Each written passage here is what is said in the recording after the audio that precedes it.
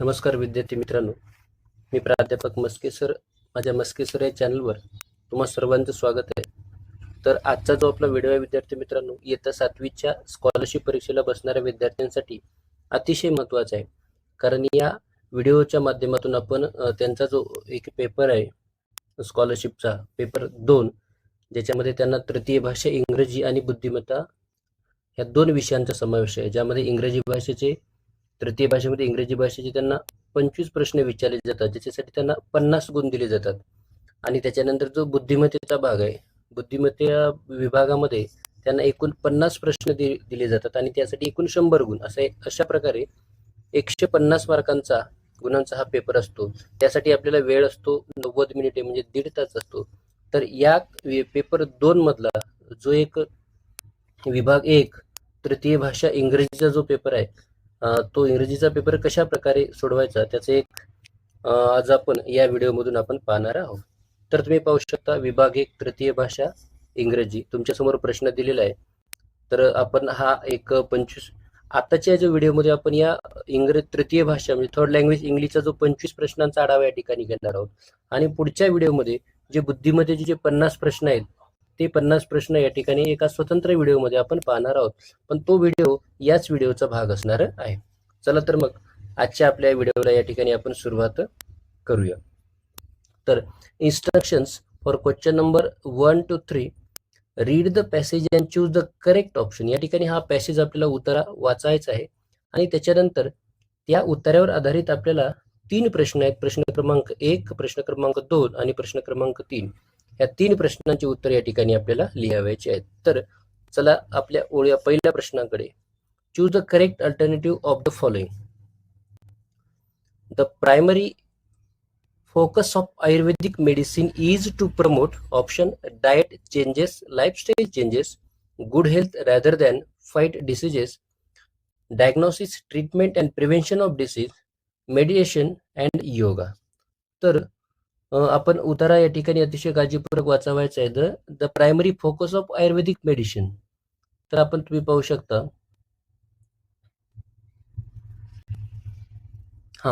the primary focus of Ayurvedic medicine is to promote good health rather than fight diseases. म्हणजेच पर्याय क्रमांक या ठिकाणी 2, good health rather than fight diseases. प्रश्न क्रमांक 2, चूज टू करेक्ट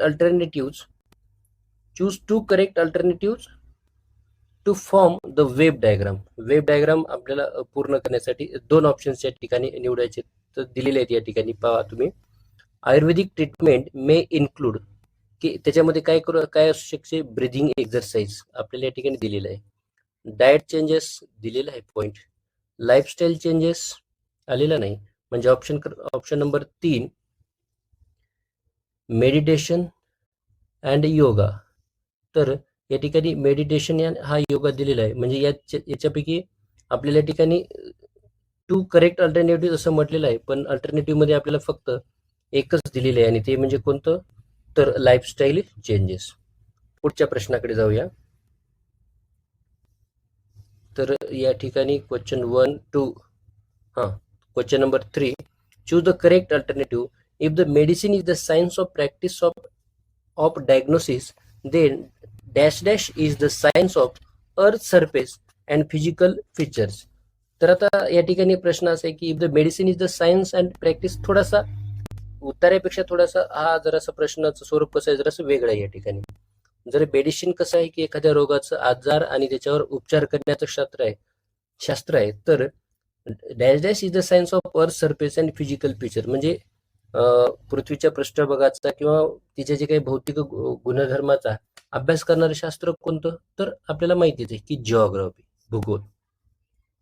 त्याच्यानंतर पुढचा प्रश्न, instruction for question number 4 and 5. So the question number 4 and 5 only depend on this paragraph. तर हा पॅरेग्राफ आपल्याला या ठिकाणी वाचावायचा आहे. तर काय सांगतो हा पॅरेग्राफ, पुन्हा पाहूया आपण.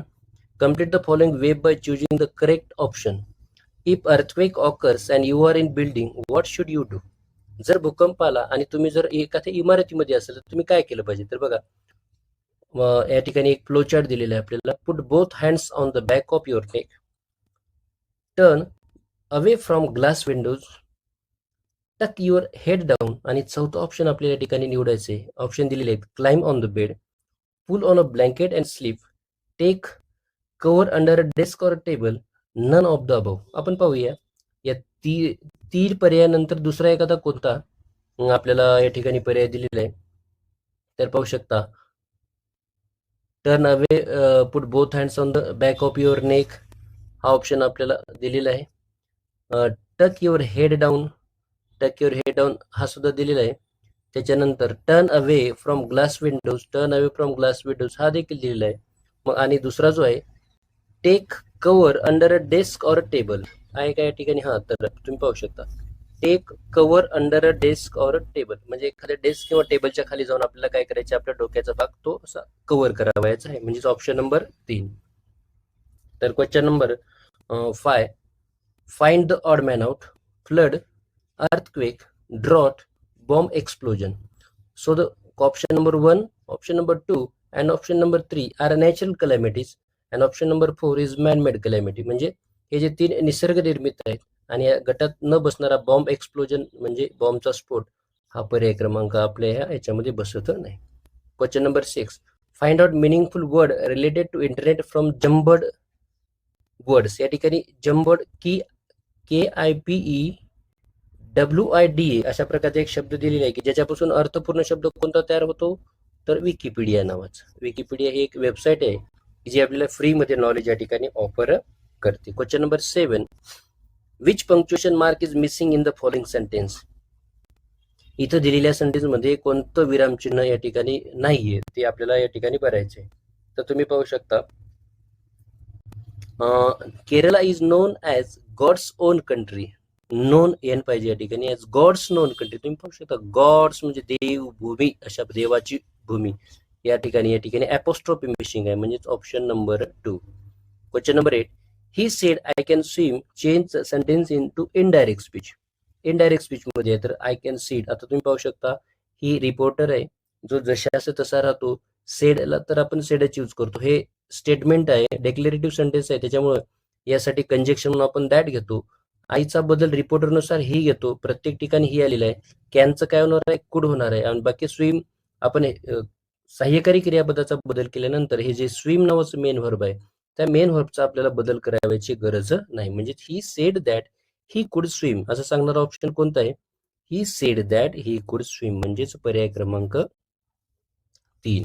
Question number 9, 4 pairs are given, which pair is not the pair of opposite words. आपल्याला काय 4 जोड्या दिलेल्या आहेत, त्यापैकी कोणती जोडी विरुद्धार्थी शब्दांची नाही. जसं माहिती आहे, इनकम्प्लीट कम्प्लीट आहे, पूर्ण अपूर्ण. पुअर रिच ही देखील आहे. हार्ड इझी ही देखील आहे. प्रेज ऍडमायर, आणि हे दोन्ही समानार्थी शब्दाची जोडी आहे. म्हणजे प्रेज आणि ऍडमायर म्हणजे कौतुक करणे. बरोबर. प्रश्न क्रमांक 10, choose the correct option which doesn't match the situation. म्हणजे इथल्या परिस्थितीला न जुळणारं कोणतं वाक्य आहे ते या ठिकाणी आपण पाहूया. कंडिशन दिली आहे आपल्याला, पहा. सिच्युएशन काय, Raman got first prize in competition, his mother showed happiness. रमनला एका स्पर्धेमध्ये पहिलं बक्षीस मिळालं आणि त्याच्या आईने तो आनंद व्यक्त केला. सी सेड, ती काय म्हणाली, तर ती जे काही म्हणाली त्या तिचा जो आनंद व्यक्त केला त्या आनंदा जे काही तिने वाक्य उद्गारले त्यात गटात न बसणारा पर्याय कोणता असू शकते. बघा, ती काय म्हणेल, व्हॉट अ प्लेझंट सरप्राईज, निश्चितच म्हणेल. What a clever boy you are, हे दोन्ही कौतुकाचे अर्थात हे पण येईल. How hard working you are, की तू किती मेहनती मुलगा आहेस, हे देखील ती म्हणेल. डोंट रन अवे, पळू नको, अशा प्रकारचं वाक्य ती निश्चित म्हणणार नाही. म्हणजेच हे चारही वाक्य रोहनचं कौतुक करतील, पण हे अशा प्रकारचं वाक्य काही ती उद्गारणार नाही. Question number 11, which of the following sentences has correct punctuation marks. म्हणजे कोणत्या वाक्यामध्ये योग्य त्या विरामचिन्हाचा वापर केलेला आहे. तर अतिशय बारीकीने जर आपण या ठिकाणी जर पाहिलं तर ऑप्शन नंबर 2 आणि ऑप्शन नंबर 4 हे दोन्ही पर्याय कसे आहेत, सारखेच आहेत. आणि या दोन्ही वाक्यामध्ये योग्य त्या विरामचिन्हाचा वापर या ठिकाणी केलेला आहे. Question number 12, read the riddle and choose the correct alternative. I have 3 blades, मला 3 पाती आहेत. आय रोटेट इन क्लॉकवाईज, मी घटीवत म्हणजे घड्याळाच्या काट्याच्या दिशेने काय करतो, फिरतो. I gives it it gives cool air and breeze when you switch on. आणि जेव्हा चालू केल्यानंतर थंड हवा आपल्याला मिळते. It makes you pleasant in summer. आणि उन्हाळ्यामध्ये आपल्यासाठी तो आल्हाददायक असतो. तर तो काय असणार आहे? अर्थातच फॅन असणार आहे. Question number 13. Choose the correct alternative which is used to make the food tasty and delicious. म्हणजे आपल्या अन्नाला टेस्टी आणि डिलिशियस बनवणारा जो काही पदार्थ आहे या ठिकाणी या आपल्याला ग्रीडमधून या टेबलमधून या ठिकाणी मिळवायचं आहे. तर पाहू शकता ऑइल आहे, या ठिकाणी सॉल्ट आहे, पेपर आहे. तर आपल्याला पर्यायामधून मिळणारा कोणता? तर तुम्ही पाहू शकता गार्लिक, चिली, मिंट, जिंजर. एकच पर्याय निवडायचा आहे. तर या ठिकाणी तुम्ही पाहू शकता जिंजर, GINGER आहे, म्हणजे पर्याय क्रमांक 4 या ठिकाणी. प्रश्न क्रमांक 14. Find the adjective from the given sentences. Adjective शोधायचे आपल्याला. We enjoy fruit juice when the season is hot. Fruit juice season is hot. Hot हा काय या ठिकाणी ऍडजेक्टिव्ह आहे, म्हणजेच पर्याय क्रमांक 3. Question number 15. How many total days are there in the months of January and February in the year 2014. तर बघा, तर वेगळ्या पद्धतीचा प्रश्न आहे की 2024 मध्ये जानेवारी आणि फेब्रुवारी या महिन्यामध्ये असणारे एकूण दिवस किती. तर माहिती आहे की जानेवारी नेहमी 31 दिवसांचा असतो आणि 2024 हे लीप वर्ष असल्यामुळे या महिन्यामध्ये जो फेब्रुवारी महिना आहे तो 29 दिवसाचा असतो. बरोबर आहे. म्हणजेच या दोन्हीचे दिवस किती होतील? एकूण 60 दिवस होतील, म्हणजेच पर्याय क्रमांक 1. Question number 16. Find the correct alternative for the type of tense underlined words. खाली एक अंडरलाईन वर्ड दिलेले आहे, त्याचा आपल्याला योग्य तो काळ ओळखायचा. Ninad flew his kite and the kite rose high in the sky. मग आपण फ्ल्यू घेतलं काय आणि रोज घेतलं काय? हे क्रियापदाचं दुसरं रूप आहे आणि क्रियापदाचं दुसरं रूप येणारा एकमेव काळ कोणता? तर simple past tense, S+V2+O. Question number 17. Complete the sentence using correct conjunction to form sentence of indirect speech. आपल्याला या ठिकाणी फक्त कंजक्शन घ्यायचे. आणि यावर्षी 7वीला जसे की तुम्हाला माहिती आहे की इनडायरेक्ट स्पीच मध्ये फक्त आपण विधानार्थी वाक्यांचाच इनडायरेक्ट स्पीचचा भाग तुम्हाला या ठिकाणी अभ्यासाला आहे. तसं पाहिलं तर हा टॉपिक खूप मोठा आहे आणि या टॉपिकचे सगळे व्हिडिओ आपल्याला आपल्या चॅनलवरती तुम्हाला पाहायला मिळतील. Don Quixote said he was not afraid of his enemy. आता he was not afraid of his enemy अर्थात ही विधानार्थी वाक्य आणि विधानार्थी वाक्यांसाठी आपण कंजक्शन म्हणून इनडायरेक्ट स्पीच करताना दॅटचा वापर करतो. Question number 18. Identify the adjective from the given word. Choose 2 correct alternative. Adjective from the given words याच्या ठिकाणी आपल्याला काय, तर 2 ऍडजेक्टिव्ह या ठिकाणी आपल्याला काय करायचे पाहायचे आहेत. तर पाहतो राईट म्हणजे लिहिणे, बाय म्हणजे विकत घेणे, हे दोन्ही वर्ब आहेत आणि कुक म्हणजे शिजवणे, हे तिन्ही पण वर्ब आहेत. आपल्याला या ठिकाणी या प्रश्नपत्रिकेमध्ये 2 पर्याय दिलेले आहेत, पण ऍक्च्युली वर्ब आपल्याला ऍडजेक्टिव्ह या ठिकाणी फक्त एकच आहे, ते म्हणजे कोणतं? होपफुल, आशादायी. Question number 19. Read the following conversation. Choose the correct alternative which shows the permission दाखवणार. बरोबर, परवानगी दाखवून. Students dash I come in. Teacher yes come in. आपण जनरली परमिशन देण्यासाठी काय वापरतो, तर मे वापरतो. बरोबर, म्हणजे may I come in. Question number 20. Read the dialogue. Choose 2 correct alternative. Meenakshi where is the bird. मधुकका there it is dash that bush. तर आता या ठिकाणी योग्य त्या प्रिपोजिशनचा आपल्याला काय करायचं आहे, वापर करावायचा आहे. तर प्रिपोजिशनचा वापर करताना देखील आपल्याला खूप काळजी घ्यायची. इनटू दॅट बुश चालणार नाही, ओव्हर दॅट बुश चालणार नाही, तर अबाव चालणार नाही, तर बिहाइंड दॅट बुश. म्हणजे त्या बिहाइंड म्हणजे काय, त्या बुश म्हणजे झुडपाच्या पाठीमागे. Question number 21. काय सांगतो, तर choose one correct alternative. Stick C is the largest stick of all. तर एक stick C is the largest stick of all. ह्या ज्या 3 स्टिक्स आहेत त्यातलं आपल्याला योग्य विधान या ठिकाणी निवडायचं आहे. बरोबर, स्टिक सी ही सर्वात मोठी आहे, अर्थात हे विधान बरोबर आहे. पण पुढच्यांचा पण आपण आढावा घेऊया. Stick B is not as long as stick A. Stick B is not long as stick as A. म्हणजे स्टिक बी ही ए इतकी लांब नाही, याचा अर्थ स्टिक ए कशी आहे, बी पेक्षा जास्त आहे. हे विधान देखील कसे आहे, खोटे आहे. Stick A is longer than B. A ही बी पेक्षा लॉंगर म्हणजे मोठे आहे का, नाही, हे देखील नाही. The stick C is not longer than stick A. Stick C is not longer than sticky A, म्हणजे सी ए पेक्षा लांब नाही का, तर लांब आहे, सर्वात लांब आहे, म्हणजे हे आपण पर्याय चुकीचा आहे. अर्थात योग्य अल्टरनेटिव्ह कोणता आहे, stick C is the largest stick of all, म्हणजे ही जी स्टिक सी आहे ती सर्वात लार्जेस्ट म्हणजे लांब आहे, म्हणजेच पर्याय क्रमांक 1. Question number 22. Read the following note, choose the correct alternative. Mother return home along with grandmother, she found precious note. Mother return home along with grandmother, आई आजीसोबत घरी परतली. सी फाउंड प्राचीस नोट, तिला प्राचीची नोट त्या ठिकाणी आढळली. Dear mother, I have gone out to buy books, my friends will stay with us, please cook some. तिने आईला विनंती केली, काय विनंती केली की please cook some dash food, tasty, salty, boiled, raw. तर तुम्ही काय म्हणसाल, सॉल्टी म्हणजे खारट, बॉइल्ड म्हणजे तळलेले, रॉ म्हणजे कच्चे, तर काय मिळेल ती की टेस्टी म्हणजे चवदार. Option number A. Question number 23. तर read the conversation between Sanjay and the stranger at the bus stop, choose one correct alternative. हे जे संजय आणि स्ट्रेंजर म्हणजे अनोळखी व्यक्तीचं जे कन्व्हर्सेशन आहे ते बस स्टॉपवरच आहे. त्यासाठी आपल्याला काय करायचे, योग्य ते पर्याय ठिकाणी निवडायचे. संजय काय म्हणतो, excuse me, which bus does go to railway station, कोणती बस रेल्वे स्टेशनला जाते, मला माफ करा असं म्हणून. Stranger, bus number 143 goes to railway station, ही बस क्रमांक 143 ही रेल्वे स्टेशनला जाते. संजय, थँक्स. तेवढ्यात कदाचित संजय थोडीशी घाई करत असेल म्हणून ते काय म्हणतील की होल्ड ऑन म्हणणार नाही, शो युअर आयडी म्हणणार नाहीत, कारण ते स्ट्रेंजर आहेत किंवा ते कोणते अधिकारी देखील नाहीत. सायलेन्स असं देखील म्हणणार. तर काय म्हणतील की ती वेट फॉर युअर टर्न, की तुझा नंबर होते, बससाठी जे आपण रांग लावतो त्या रांगेमध्ये तुझा नंबर होते आणि नंतर तू बसमध्ये काय कर, चढ. Question number 24. Choose one correct alternative.